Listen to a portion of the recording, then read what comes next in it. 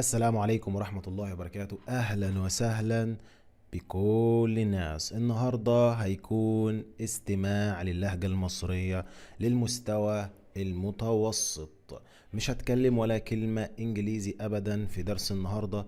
كل اللي عليك إنك تحاول تستمع كويس وتفهم الموضوع اللي هتكلم عليه النهاردة. الموضوع اللي هتكلم عليه النهاردة موضوع مهم لكل واحد بيتعلم اللهجة المصرية، وانا عايزك تحاول ما تبصش على السبتايتلز ولا الانجليزي ولا العربي ولا الانجليزي. حاول تسمع عشان تقوي مهارة الاستماع. ويلا نبدأ في درس النهاردة. وقبل ما نبدأ في درس النهاردة حابب اقولك ان انا عامل كورس كامل لتعليم اللهجة المصرية. لو حابب تنضم للكورس ده كل اللي عليك انك تضغط على اللينك الموجود في الديسكريبشن او الموجود في اول كومنت. يلا نبدأ موضوع النهاردة ونتكلم عن موضوع النهاردة. موضوع النهاردة هو موضوع مهم جدا لكل واحد بيتعلم اللهجة المصرية. الموضوع النهاردة هو ازاي تتكلم عن الاتجاهات، ازاي توصف مكان، او ازاي تسأل عن مكان معين باللهجة المصرية. طيب، اول حاجة لازم نتعلم السؤال. ازاي تسأل السؤال ده؟ لو انت عايز او انتي عايزة تسألي عن مكان معين، عايزة تروحي او عايز تروح مكان معين، ازاي تسأل السؤال ده؟ احنا عندنا اكتر من شكل عشان نسأل السؤال ده. ممكن نسأل نقول لأي حد ماشي مثلا في الشارع: لو سمحت. لو سمحت.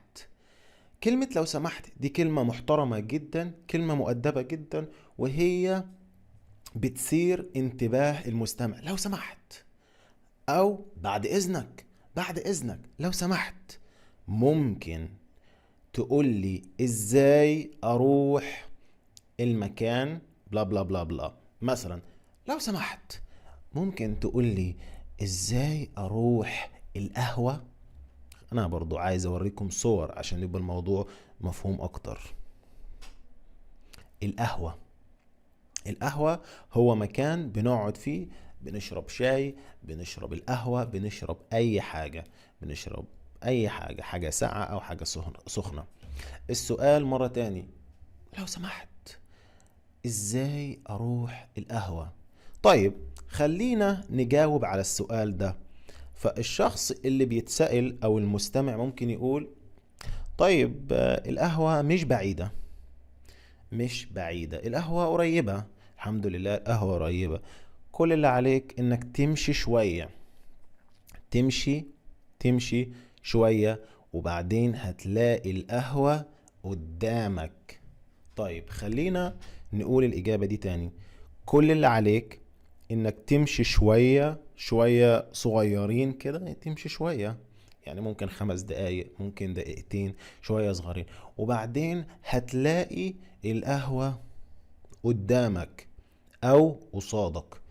طيب انت بعد لما تسمع الوصف ده ممكن تقول للشخص اللي سألته: انا متشكر جدا، او ممكن تقول الف شكر، او ممكن تقول شكرا جزيلا.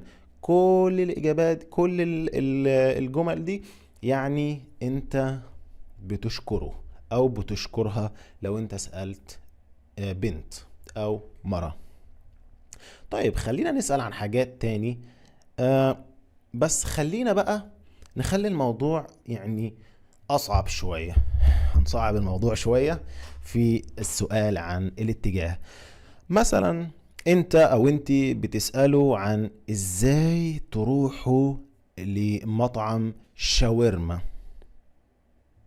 اول حاجة زي ما قلنا ان انت هتقول: لو سمحت او لو سمحتي، بعد اذنك او بعد اذنك، ازاي اروح مطعم الشاورما.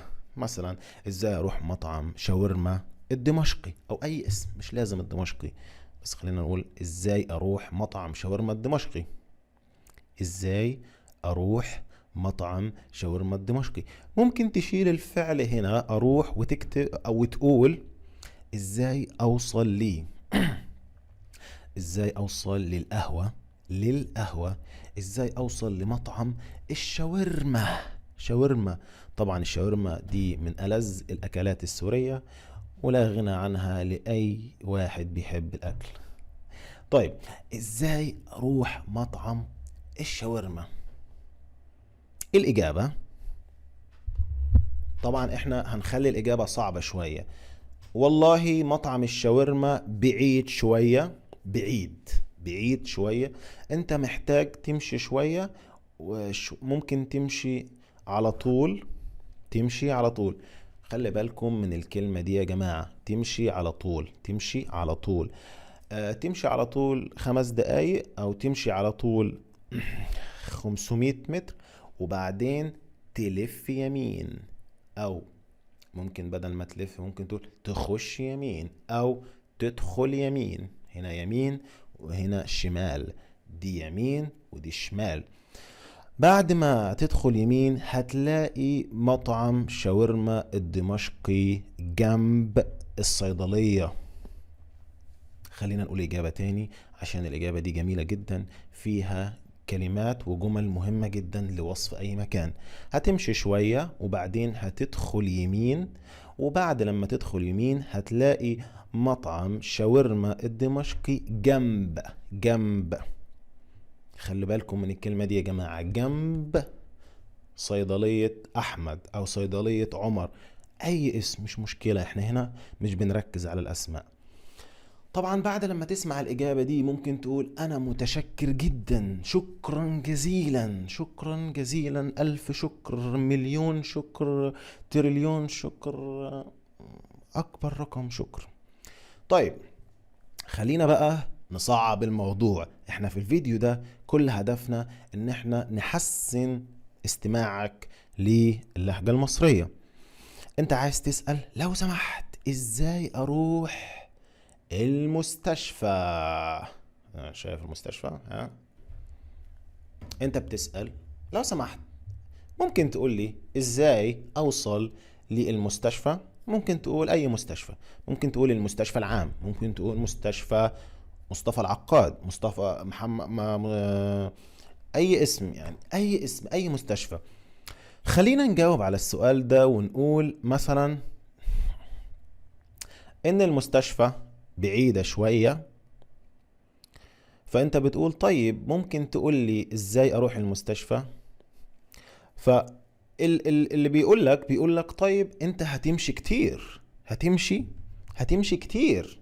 فانت بتقول اوكي مفيش مشكلة، انا عايز امشي، انا بحب امشي. قال له طيب خلاص مفيش مشكلة. طيب اسمع، انت هتمشي على طول 100 متر، وبعد ما تمشي على طول 100 متر تدخل يمين في شارع اسمه محمد محمود. هتمشي شوية على طول في شارع محمد محمود لغاية لما تلاقي مطعم ابو حنفي. لما تلاقي مطعم ابو حنفي امشي شوية وبعدين ادخل شمال، ادخل شمال، يعني ادخل شمال، ادخل يمين، لف شمال، لف يمين، هكذا. بعد ما تلف شمال امشي شوية صغيرين، وبعدين هتلاقي المستشفى اللي انت عايزها قصادك قدامك. بعد انت طبعا لما سمعت الشرح والوصف الطويل جدا للمستشفى دي بتقول انا متشكر جدا، بس انا هركب تاكسي، انا ما عنديش قدرة، ما عنديش حيل ان انا امشي كل ده. طيب جميل جدا. طيب خلينا نسأل سؤال تاني، لو سمحت ازاي اروح ده اسمه المتحف المصري. انت اول مرة تيجي مصر، انت سائح في مصر، وانت بتسأل لو سمحت ازاي اروح المتحف المصري. فانت بعيد قوي عن المتحف المصري، فبيقولوا لك لا المتحف المصري بعيد جدا، انت لازم تركب تاكسي. فانت بتقول اوكي مفيش مشكلة، انا هركب تاكسي، انا عايز اركب تاكسي. فبعدين بتقول تاكسي، فالتاكسي بيقف وبيقول لك رايح فين؟ فبتقول له انا رايح المتحف المصري. فبيقول لك السعر، الفلوس اللي هياخدها منك عشان وداك المتحف المصري.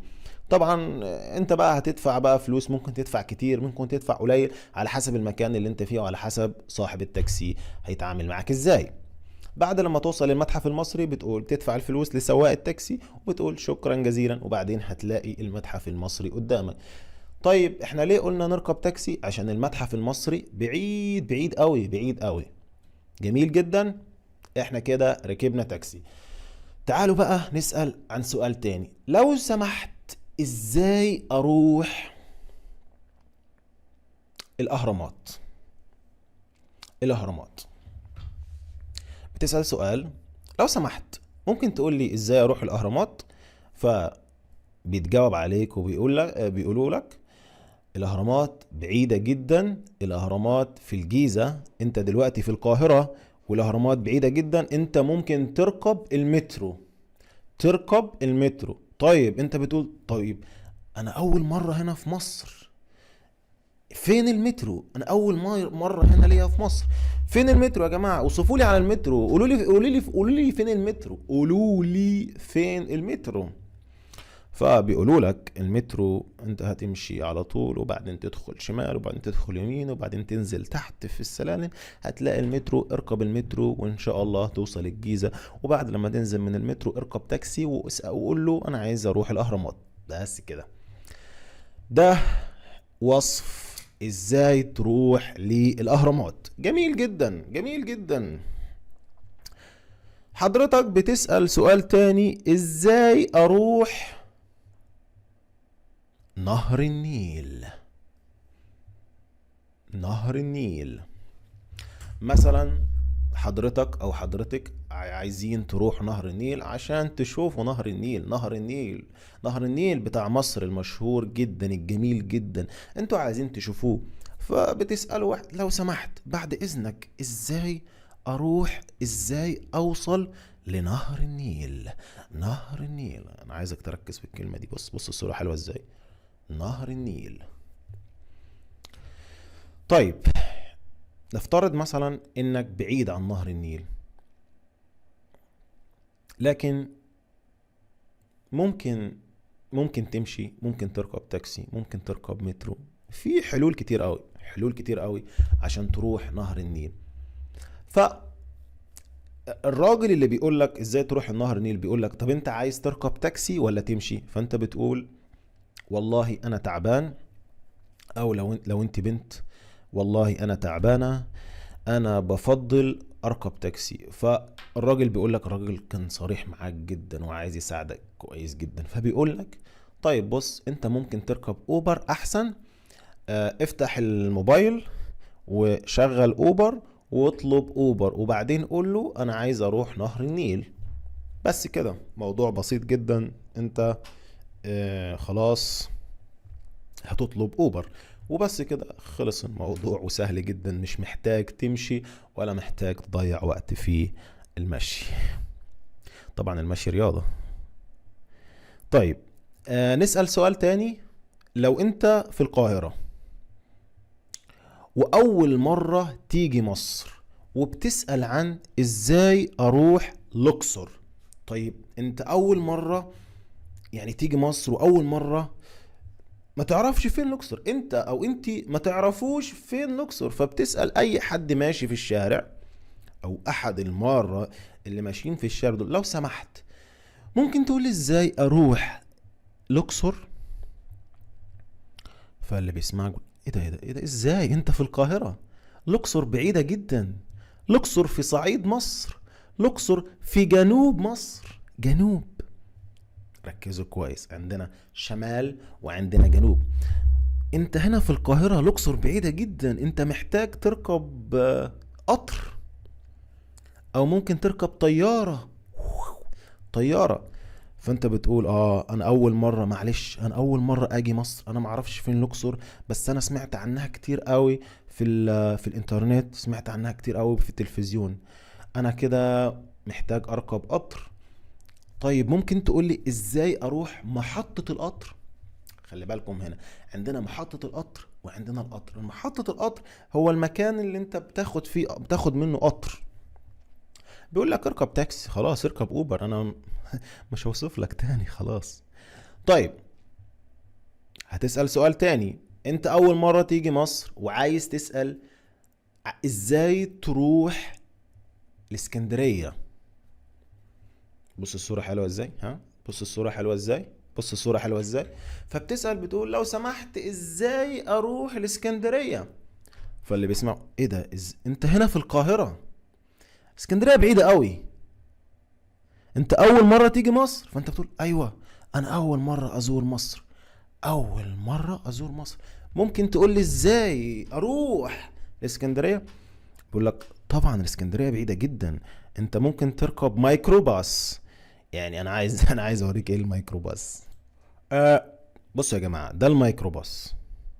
فهو بيقول لك انت ممكن تركب ميكروباص.